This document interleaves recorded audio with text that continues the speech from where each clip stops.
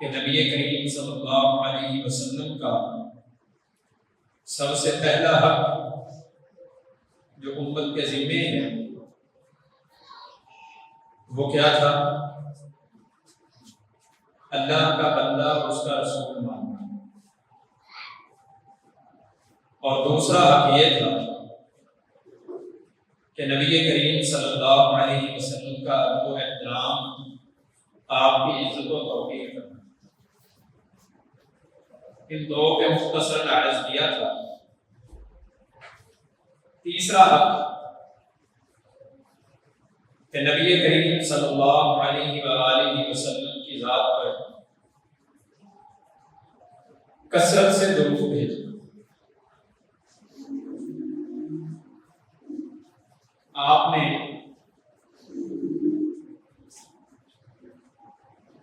یہ ارشاد فرمایا کہ وہ خطبہ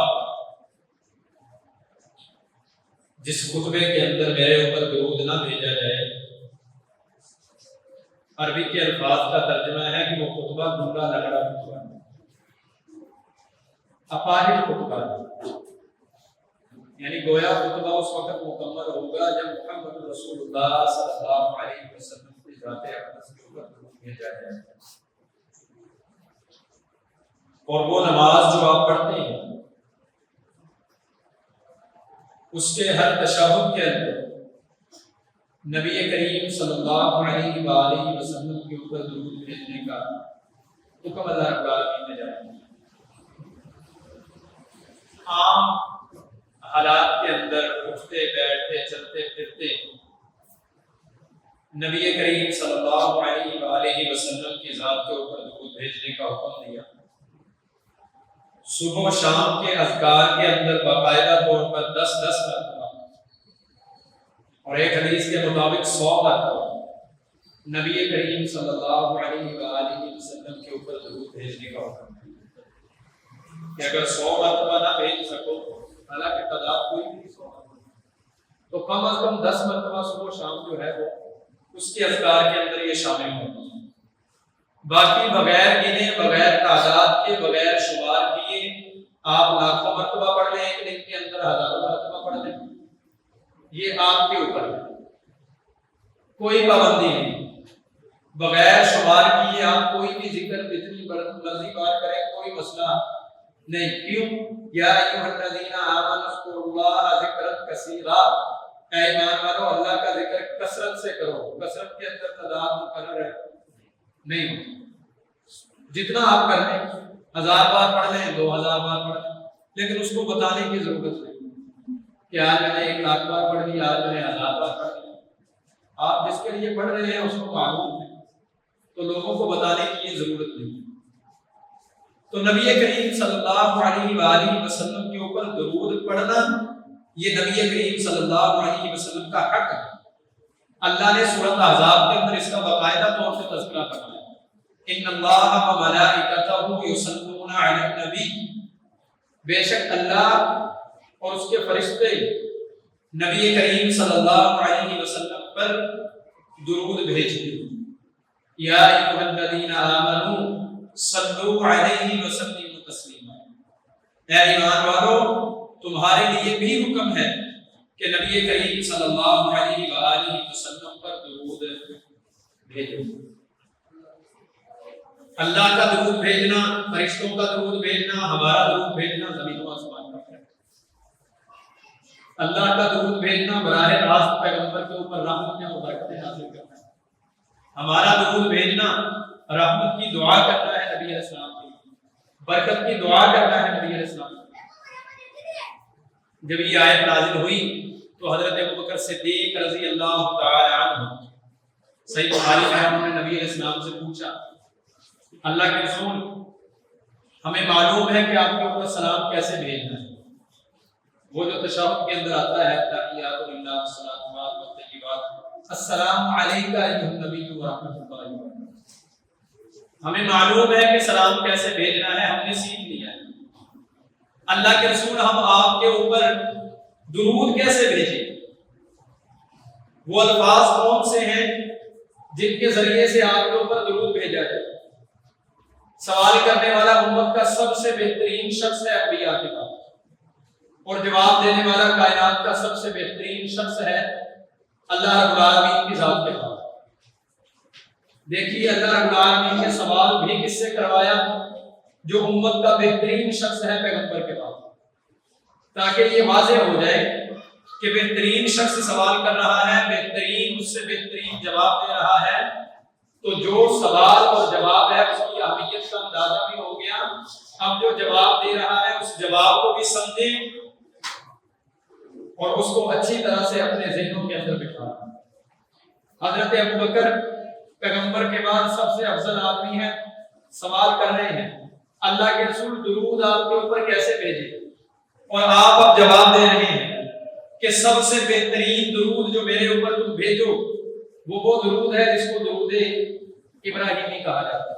حدیث کے اندر الفاظ ہیں، آپ نے فرمایا جب تم مجھ پہ درود بھیجو تو کہو اللہم صلی علی محمد وعلی آل محمد کما صلیت علی ابراہیم وعلی آل ابراہیم انک حمید مجید، اللہم بارک علی محمد وعلی آل محمد کما بارکت علی ابراہیم وعلی آل ابراہیم انک حمید مجید۔ آپ نے یہ درود سکھایا حضرت ابوبکر صدیق کے سوال کے اوپر۔ یہ بہترین درود ہے بالاتفاق، جتنے درود کی الفاظ احادیث کے اندر موجود ہیں ملتے ہیں ان میں سے سب سے افضل یہ ہے۔ اس کے علاوہ آپ جتنے درود کے الفاظ حدیث میں ملتے ہیں اپنی طرف سے نہیں، جتنے الفاظ احادیث میں ملتے ہیں نبی علیہ السلام کے اوپر درود پڑھنے کے جو صحابہ نے پڑھے ہیں وہ تمام درود آپ پڑھ سکتے ہیں، لیکن سب سے افضل میں نے بتا دیا کہ درود ابراہیم، کیونکہ نماز کے اندر بھی وہی سکھایا گیا، وہی پڑھتے ہیں۔ باقی اس کے علاوہ کئی ایک الفاظ ہیں، صرف صلی اللہ علیہ وآلہ وسلم کہنا یہ بھی آپ کے اوپر درود و سلام ہے۔ اللہم صلی وسلم علی نبینا محمد کہہ دینا یہ بھی آپ کے اوپر درود ہے۔ اللہم صلی علی محمد وبارک وسلم وصلی علیہ یہ الفاظ ادا کر دینا یہ بھی آپ کے اوپر درود پڑھنا۔ جتنے احادیث کے اندر الفاظ ملتے ہیں جو احادیث میں ملتے ہیں اپنی طرف سے نہیں، کیونکہ درود ایک عبادت ہے، درود ایک اس کے اوپر ہمارا عقیدہ ہے، اتفاق ہے کہ درود کیا ہے؟ ایک عبادت ہے، اور عبادت صرف وہی کی جائے گی جس کا اللہ اور اس کے رسول نے حکم دیا۔ بس ہم دیکھیں کہ احادیث کے اندر درود کے کتنے الفاظ ملتے ہیں، وہ سب کے سب پڑھنے کے اوپر جو ہے وہ اللہ اجر عطا کرتا ہے۔ اور اجر کتنا ہے؟ نبی کریم صلی اللہ علیہ وسلم نے فرمایا، جامع ترمذی کے اندر حدیث ہے، من صلی علیہ واحدۃ صلی اللہ علیہ عشرہ، جو شخص میرے اوپر ایک مرتبہ درود بھیجے گا اللہ رب العالمین مجھ پر ایک مرتبہ درود بھیجنے کی وجہ سے اس کے اوپر 10 رحمتیں نازل فرمائے گا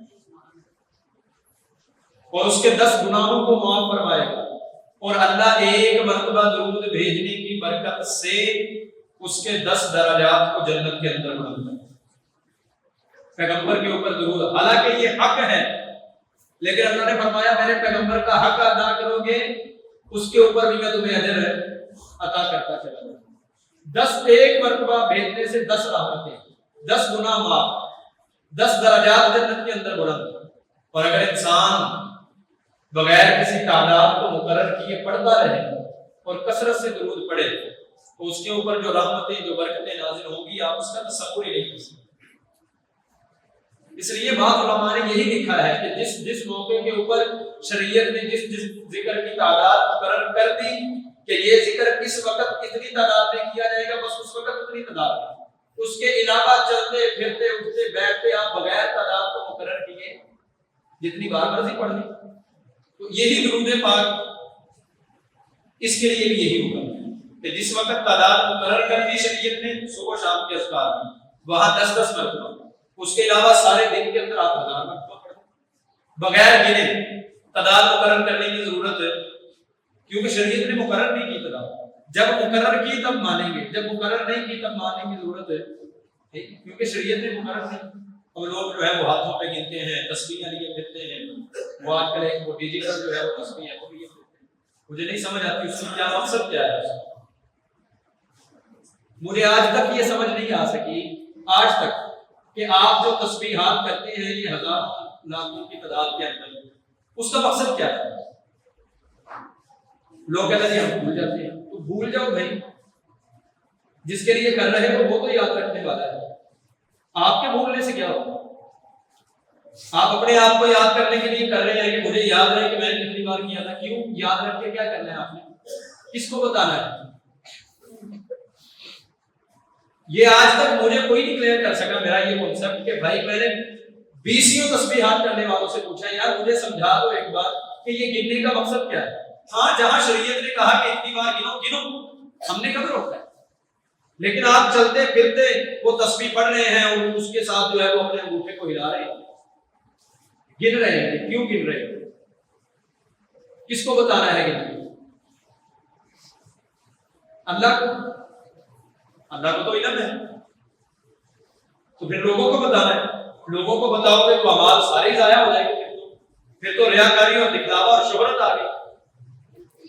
اپنے آپ کو بتانے کی ضرورت نہیں، کیونکہ اپنے لیے کر رہے ہو تو اللہ رب العالمین جو ہے بہتر جانتا ہے۔ اس لیے اس نبی صلی اللہ علیہ وسلم سے کوئی ایک بھی ذکر، صحابہ سے کوئی ایک بھی ذکر ایسا ثابت نہیں ہے جس کے اندر تعداد ہزاروں میں ہو یا لاکھوں میں۔ پوری احادیث کے ذخیرے کو آپ اٹھا لیں، کوئی ایک حدیث ایسی نہیں ملتی کہ صحابہ نے فلاں موقع پہ 1000 مرتبہ یہ ذکر کیا، فلاں موقع پہ 1000 مرتبہ کر دیا، فلاں موقع پہ 300 مرتبہ کیا، فلاں موقع پہ 500 مرتبہ، کوئی ایک حدیث نہیں ملتی۔ قرآن میں بھی کہیں نہیں آیا تعداد، اذکر اللہ ذکرا کثیرا، کثرت سے اللہ کا ذکر کرو۔ کثرت کتنی؟ لا تعداد، جتنی آپ کر لو کثرت۔ اس لیے یہ تسبیحات وغیرہ ہاں اس موقع کے اوپر استعمال کر لیں جس موقع پہ شریعت نے تعداد مقرر کی۔ مثال کے طور پہ شریعت نے کہا صبح شام آپ نے 100 مرتبہ، صبح کو 100 مرتبہ، شام کو سبحان اللہ و بحمدہ پڑھنا ہے۔ اب آپ کہتے ہیں میں نے چونکہ تعداد 100 مقرر کی ہے شریعت نے، میں کہیں تعداد اوپر نیچے نہ کر بیٹھوں، تو آپ گن لیں انگلیوں کے ساتھ، ٹھیک ہے بات ختم۔ سب سے بہتر ہے کہ آپ انگلیوں پہ شمار کریں۔ سب سے بہتر کیا ہے؟ عبداللہ بن عمر رضی اللہ تعالیٰ عنہ فرماتے ہیں نبی علیہ السلام اپنی دائیں انگلیوں کے اوپر، دائیں ہاتھ کی انگلیوں کے اوپر ان پوروں کے اوپر ذکر کیا، فرمایا جو ان کے اوپر ذکر کرے کل قیامت کے دن یہ پور ہے اس کے حق میں اللہ کے ہاں شفاعت کریں گے۔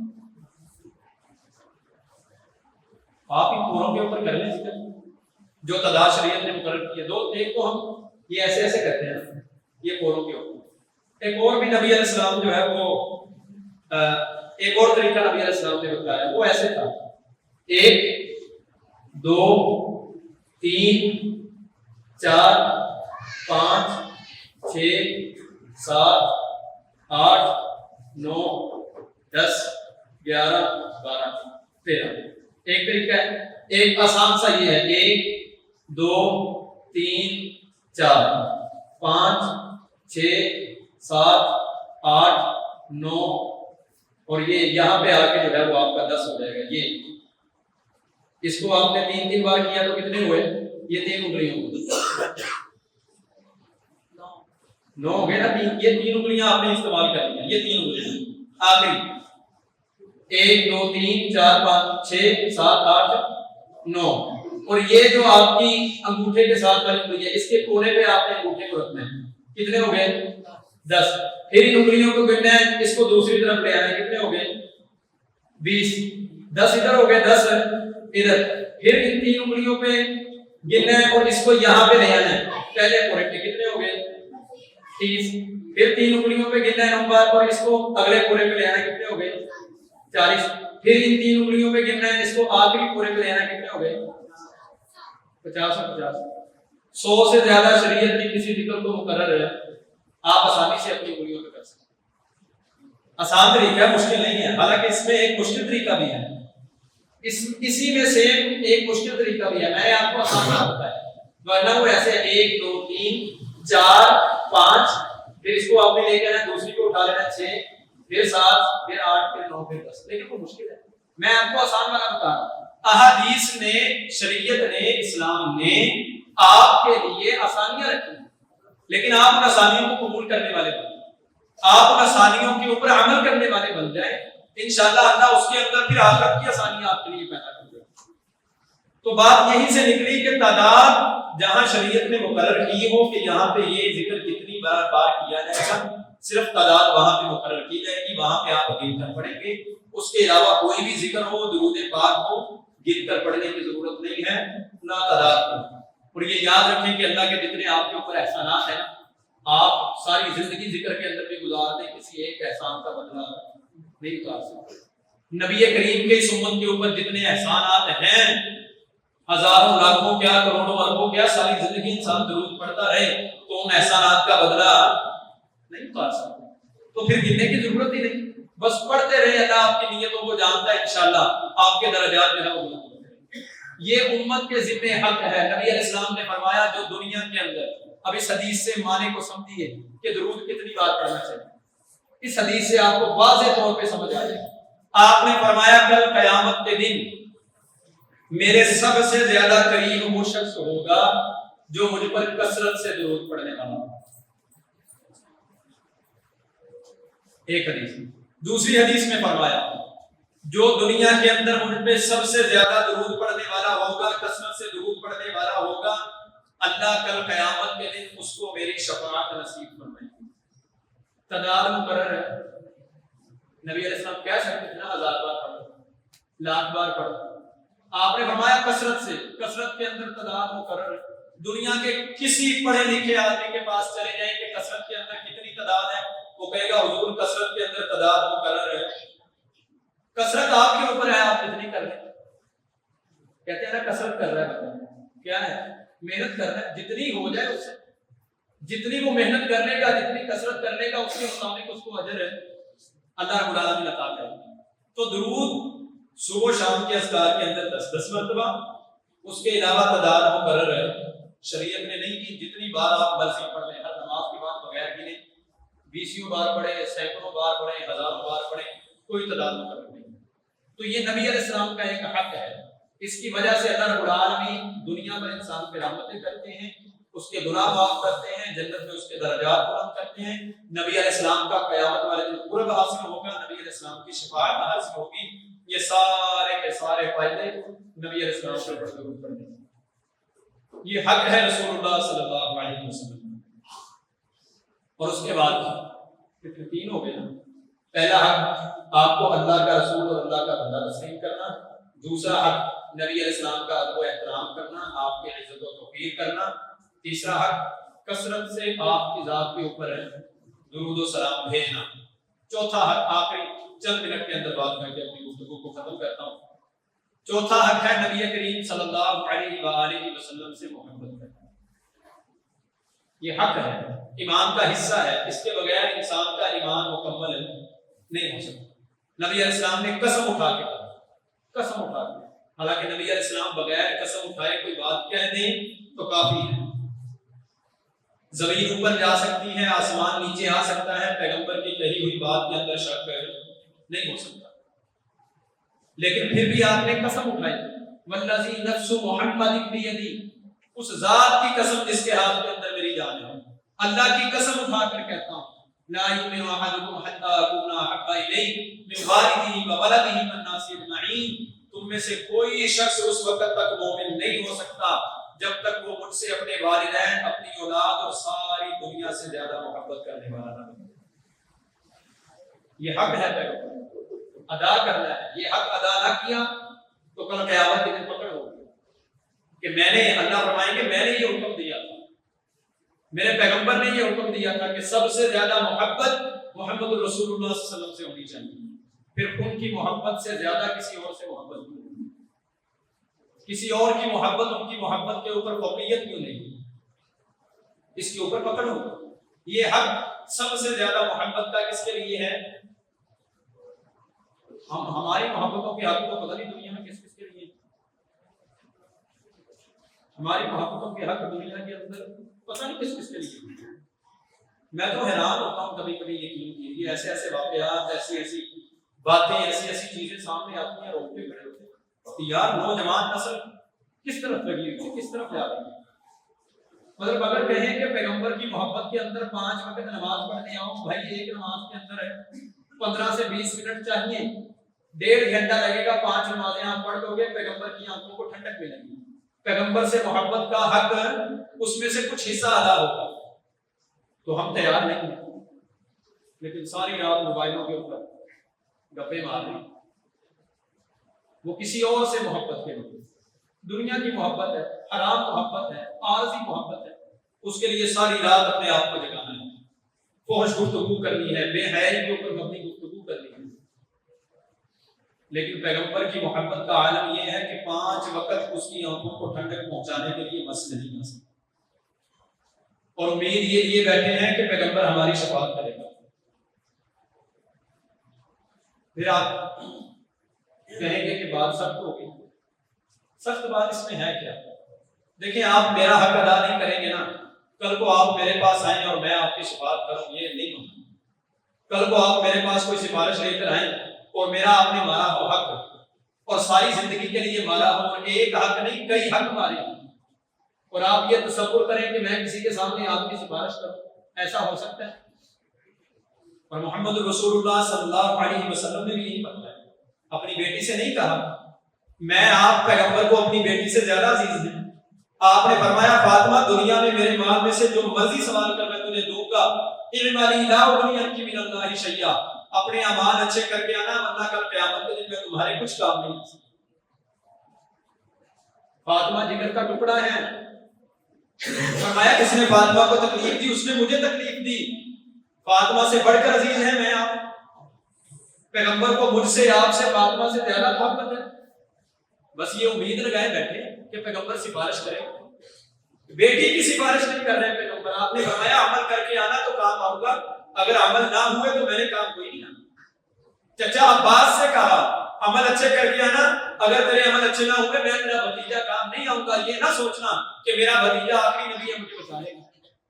پھوپھی صفیہ سے کہا پھوپھی یہ مت سمجھنا کہ تیرا بھتیجا جو ہے وہ آخری نبی ہے تو مجھے بچا لے گا، اگر تیرے عمل اچھے نہ ہوئے تو میں تیری سفارش، وہ عمل اچھے نہ ہو تو پھوپھی کی سفارش نہیں پیغمبر کریں گے، چچا کی نہیں کریں گے، بیٹی کی نہیں کریں گے، میری آپ کی۔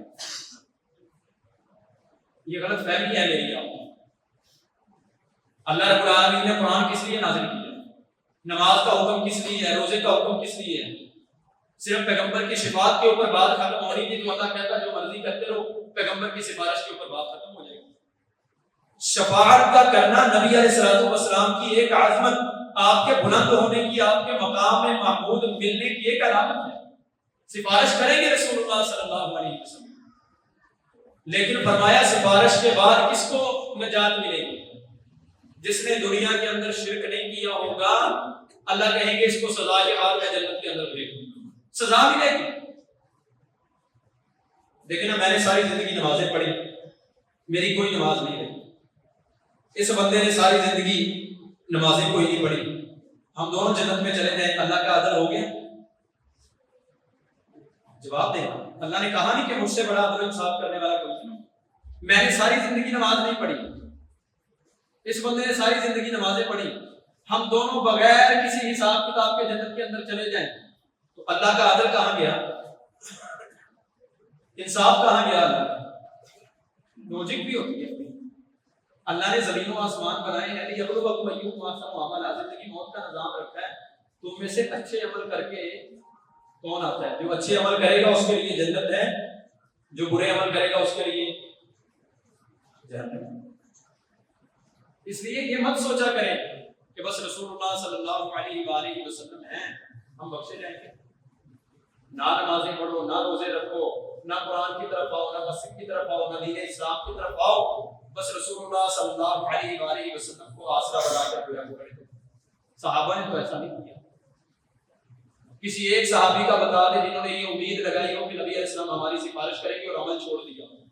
ابو بکر کی ایک بار تکبیر اڑا رہی، نماز نہیں، حضور نمازیں رہنا تو بڑی بات کی بات ہے، جماعت رہنا تو بڑی بات، تکبیر اولا سمجھتے ہیں نا، اور امام جب اللہ اکبر کہتا ہے نا اس سے لیٹ ہو گئے ابو بکر، جماعت سے لیٹ نہیں ہوئے، جماعت میں مل گئے، پہلی رکعت میں بھی مل گئے۔ نماز رہنا تو بڑی دور کی بات ہے صحابہ کی، ایک مرتبہ تکبیر اولا رہی زندگی کے اندر ابو بکر صدیق کی، امام نے اللہ اکبر کہا، ابو بکر صدیق اس کے بعد آ کر ملے، سارا دن روتے رہے کہ ابو بکر تیری تکبیر اولا فوت ہو گئی۔ یہاں سال ہا سال کی نمازیں فوت ہو جاتی ہیں، فکر ہی کوئی نہیں۔ وہ جس نے پیغمبر کے ساتھ اٹھنا ہے، جو پیغمبر کے ساتھ لیٹا ہے، جو پیغمبر کے ساتھ پل صراط سے گزرے گا، اس کی ایک تکبیر اولا فوت رہے تو سارا دن روتا ہے میری سارے دن کی نمازیں فوت ہو جائیں، میں خوش ہوتا ہوں کہ پیغمبر مجھے بچا لیں گے۔ اور اس کے باوجود بھی ابو بکر کا عزم کیا تھا، ایک بار تکبیر اولا فوت ہوئی حالانکہ، پھر بھی کہا کرتے تھے کاش ابو بکر کوئی طریقہ ہوتا، اللہ کے سامنے کھڑا ہونا نہ پڑتا، اللہ کو حساب نہ دینا۔ میں آپ کی اس غلط فہمی کے اندر مبتلا ہوں، میں آپ کون سے دین اور کون سے اسلام اور کون سی شریعت کو لیے پھر رہے ہیں؟ ابو بکر کے اوپر جو شریعت اتری تھی وہی میرے لیے ہے، عمر کے اوپر جو شریعت اتری وہی میرے آپ کے لیے ہے۔ انہوں نے اس شریعت کو کیسے اپنایا ہے، میں آپ کیسے اپنا رہے ہیں، یہ سوچ لیجیے۔ اچھے اعمال کریں، میں بھی کروں، آپ بھی کریں، اپنے کردار کو اچھا بنائیں، اخلاق کو اچھا بنائیں، اللہ کے ہاں اپنے معیار کو بہتر بنائیں، پھر اس اعمال کے اندر کوئی کمی بیشی ہوگی تو اللہ پیغمبر کی شفاعت کے ذریعے سے معاف فرما کے جنت کا داخلہ دے گا۔ لیکن ساری زندگی گناہ کیے، ساری زندگی پیغمبر کی بغاوتیں کی، ساری زندگی اللہ کی نافرمانیاں کی، اور پھر اللہ کے سامنے اس ٹھاٹ کے ساتھ جائیں کہ اللہ بخش دے گا۔ اللہ کہے گا وَامْتَازُوا الْيَوْمَ أَيُّهَا الْمُجْرِمُونَ، سورۃ یاسین پڑھے تو صحیح، قرآن کو پڑھے۔ اللہ کہے گا مجرم سارے کے سارے ادھر ہو جائیں، سارے کے سارے، اور نیک ادھر ہو جائیں۔ ہم دیکھ رہے ہیں ہم کن لوگوں میں کل قیامت کے دن کھڑے ہوں گے، مجرموں میں یا نیک لوگوں کے اندر۔ یہ اللہ کا حکم ہے، میرا نہیں، یہ قرآن میں لکھا ہے۔ سورۃ یاسین پڑھیں آپ، سیکنڈ لاسٹ رکوع پڑھیں، وَامْتَازُوا الْيَوْمَ أَيُّهَا الْمُجْرِمُونَ۔ مجرم آج ہے، الگ ہو جاؤ۔ مجرم کون ہے؟